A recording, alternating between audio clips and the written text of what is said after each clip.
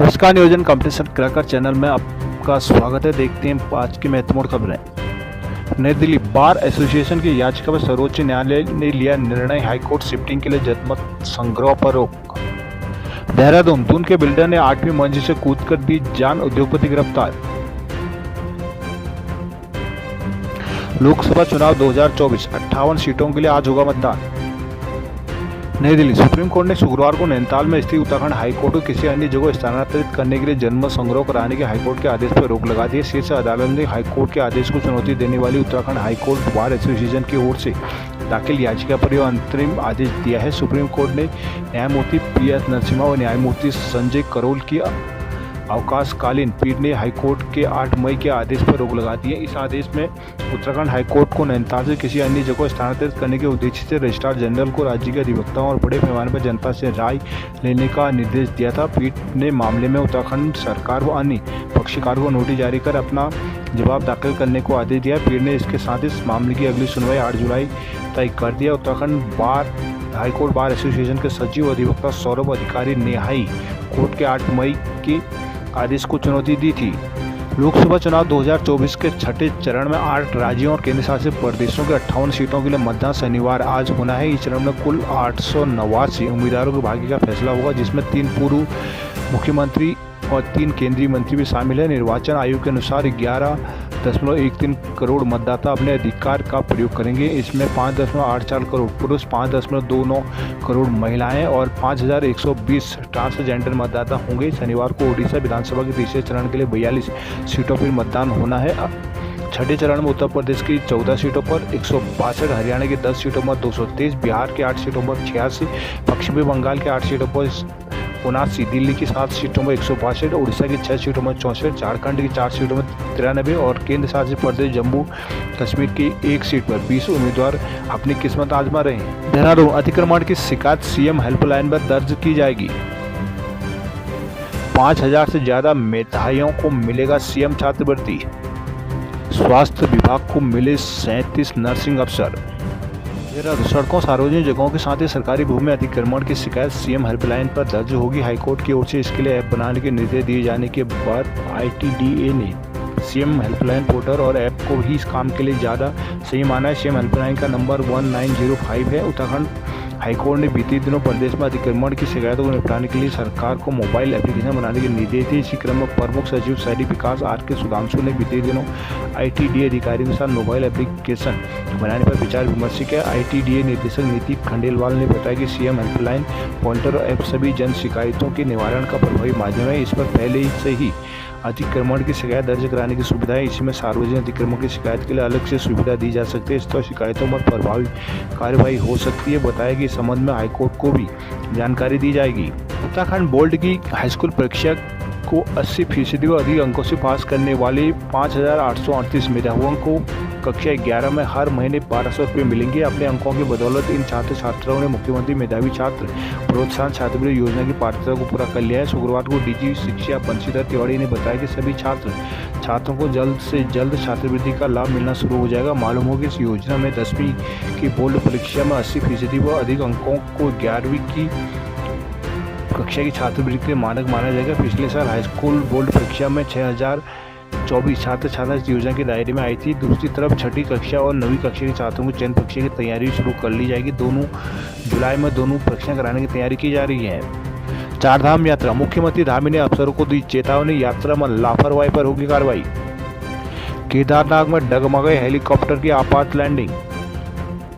देहरादून, नई दिल्ली से मुख्यमंत्री पुष्कर धामी ने शुक्रवार को वर्चुअल माध्यम से बैठक कर चारधाम यात्रा की समीक्षा की। इस दौरान मुख्यमंत्री ने कहा कि यात्रा में लापरवाही बरतने वाले अफसरों के खिलाफ कार्रवाई की जाएगी। उन्होंने यात्रा के मॉनिटरिंग के लिए अपर मुख्य सचिव आनंद वर्धन की अध्यक्षता में कमेटी बनाने के निर्देश भी दिए हैं। नई दिल्ली स्थित उत्तराखंड सदन से ही वर्चुअली बैठक में मुख्यमंत्री चारधाम यात्रा के सुगम संचालन के लिए सभी विभागों को परस्पर समन्वय बनाने को कहा है। उन्होंने अफसरों को हिदायत दी कि सभी अपनी जिम्मेदारियों को पूर्ण निष्ठा से निर्वहन करें, किसी स्तर पर लापरवाही बर्दाश्त नहीं की। उन्होंने कहा कि शासन के उच्च अधिकारियों, पुलिस की IG स्तर के अफसर यात्रा मार्गों पर बेहतर संचालन के लिए निरंतर फील्ड में रहे। मुख्यमंत्री ने कहा कि चारधाम यात्रा में आगामी मानसून सीजन को लेकर भी सभी तैयारियां समय रहते पूर्ण की जाए। मानसून सीजन के दौरान यात्रा में लोगों को होने वाली दिक्कतों से निपटने के लिए पूरी तैयारी कर लें। श्रद्धालुओं के लिए तय की गई ठहराव स्थलों पर सफाई, पानी और मूलभूत सुविधाओं की पर्याप्त व्यवस्था की जाए। आवश्यकतानुसार अतिरिक्त पुलिस बल की तैनाती की जाए। सीएम ने कहा कि तय करें कि मंदिरों में सभी भक्तों को दर्शन के लिए समान समय मिले। रजिस्ट्रेशन एवं दर्शन व्यवस्था में वरिष्ठ नागरिकों को प्राथमिकता दी जाए। उन्होंने ऋषिकेश, हरिद्वार और अन्य ठहराव वाले स्थानों से केदारनाथ, बद्रीनाथ के लिए जाने वाले वाहनों को अलग अलग समय पर रवाना करने के निर्देश दिए हैं। देहरादून कांवड़ सहित सभी प्रमुख धार्मिक आयोजनों का रहेगा जिम्मा। प्राधिकरण के दायरे में आएगा पूरा उत्तराखंड।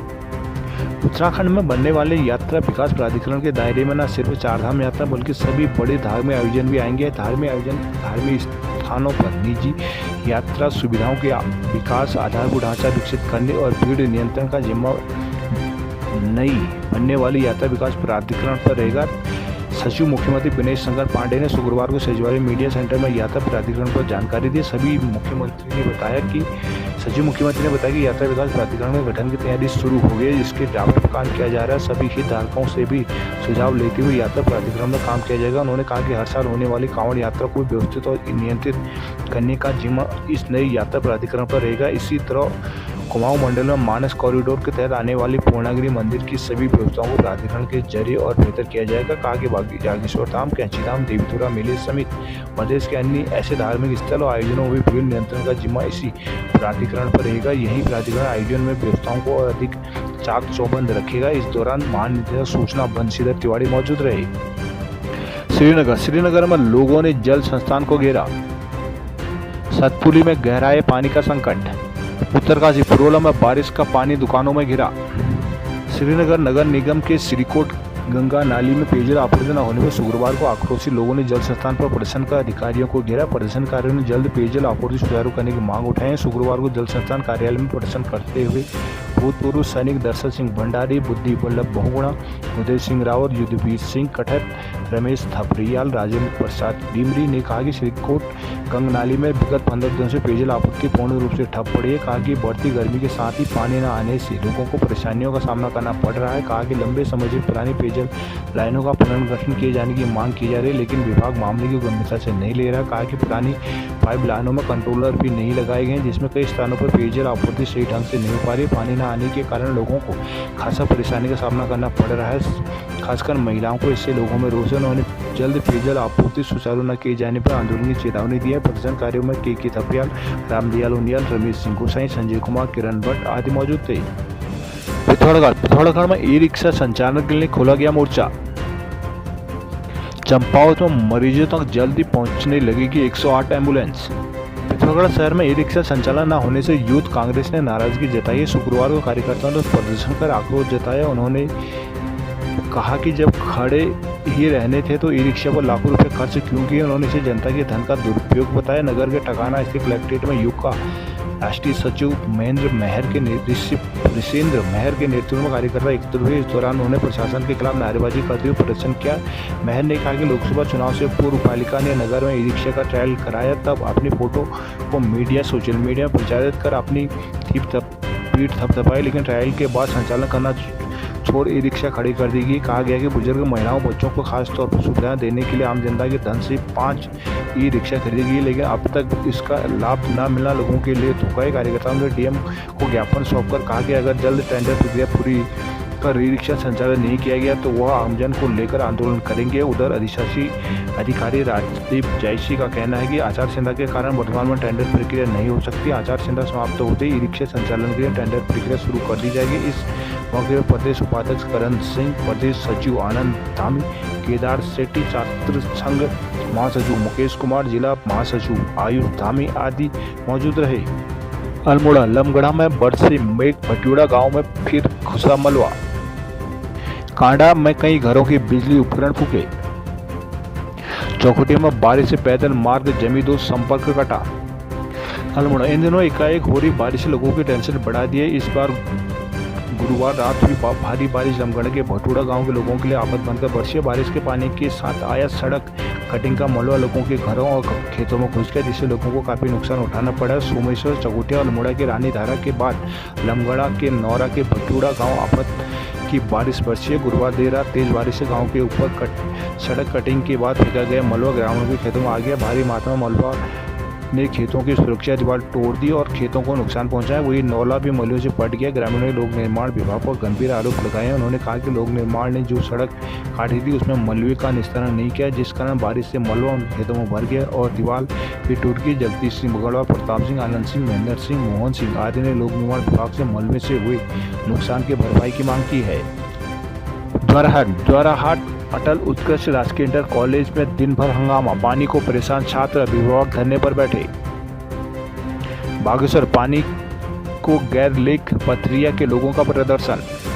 द्वाराहाट, लंबे समय से पेयजल समस्या से जूझ रहे अटल उत्कृष्ट इंटर कॉलेज द्वाराहाट के छात्र छात्राओं विभागों का आखिरकार सब्र जवाब दे गया। शुक्रवार को अभिभावक और छात्र कॉलेज गेट पर धरने पर बैठ गए। शिक्षा विभाग से किसी अधिकारी के नाम पहुंचने में अभिभावकों ने खंड शिक्षा अधिकारी कार्यालय का घेराव कर नारेबाजी की और शिकायत की अनदेखी का आरोप लगाया। चेतावनी दी कि जल्द समाधान न हुआ तो उग्र आंदोलन किया जाएगा। शुक्रवार को अटल उत्कृष्ट राजकीय इंटर कॉलेज में दिन भर हंगामा हुआ। लंबे समय पानी की समस्या से जूझ रहे बच्चों, अभिभावकों, पीटीए सदस्यों, समाजसेवियों का गुस्सा 7वें आसमान में पहुंचकर सभी कॉलेज के गेट पर ही धरने पर बैठे और प्रशासन के खिलाफ जमकर नारेबाजी के आरोप लगाए गए। कई दिनों से शिकायत की जा रही है लेकिन सुनवाई के लिए कोई नहीं है। इसका खामियाजा बच्चों को झेलना पड़ रहा है। बच्चों के साथ बड़ी संख्या में लोगों के धरने पर बैठने की सूचना से प्रशासन के हाथ पांव फूल गए। आनंद फानंद में मौके पर नायब तहसीलदार सुनील दत्त सिमल्टी, आशुतोष लोहनी, जल संस्थान के कनिष्ठ अभियंता सुनील कुमार गौतम सहित पुलिस पहुंच गई। तमाम मिन्नतों के बाद भी आक्रोशी लोगों ने धरना प्रदर्शन खत्म नहीं किया। बाद में प्रशासन और जल संस्थान की ओर से त्वरित समस्या के समाधान का आश्वासन दिया गया तथा विभाग जल संस्थान पानी की आपूर्ति करेगा। ग्रीष्म अवकाश के बाद 1 जुलाई तक विद्यालय के लिए नई पाइपलाइन बिछाई जाएगी, तब जाकर प्रशासन ने राहत की सांस ली। जागेश्वर धाम में 1 सप्ताह तक ट्रायल पर चलेगी शटल सेवा। जागेश्वर धाम में शटल सेवा को लेकर चल रही असमंजस के स्तर पर विराम लग गया है। शुक्रवार को मंदिर समिति, प्रशासन, पुलिस और व्यापारियों की बैठक में शटल सेवा सुबह 6 बजे से शाम 5 बजे तक संचालित करने पर सहमति बनी। फिलहाल यह व्यवस्था ट्रायल बेस के लिए है। व्यवस्था ठीक रहने पर इसी व्यवस्था के तहत आगे भी शटल सेवा चलाई जाएगी। इन दिनों जागेश्वर धाम में रिकॉर्ड की संख्या में श्रद्धालु पहुंच रहे हैं। वीकेंड में यह संख्या कई अधिक बढ़ रही है, जिससे जाम के साथ व्यवस्था भी पटरी से उतर रही है। 12 मई को मंदिर समिति, प्रशासन और पुलिस की बैठक में निर्णय लिया गया कि जागेश्वर धाम में आड़तोला से विनायक तिहाई तक शटल सेवा चलाई जाएगी, जो 24 घंटे के लिए लागू होगी। व्यापारियों ने इसका विरोध कर दुकानें बंद करने की चेतावनी दी थी। मांग उठाई कि शटल सेवा को पिछले साल की तरह सुबह 6 से शाम 5 बजे तक संचालित किया जाए, लेकिन प्रशासन ने शटल सेवा का समय सुबह 6 से रात 8 बजे तक कर दिया, जिसके बाद व्यापारी नहीं माने और डीएम के पास पहुंच गए। डीएम ने निर्देशों शुक्रवार को हुई बैठक में 1 सप्ताह तक शटल सेवा सुबह 6 से शाम 5 बजे तक चलाने का निर्णय लिया गया। व्यवस्था सही रहने पर सेवा को आगे भी इसी तरह संचालित किया जाएगा। नानक मत्था, पर्यटकों ने गुरुद्वारा साहिब में मत्था टेक कर की समृद्धि की कामना।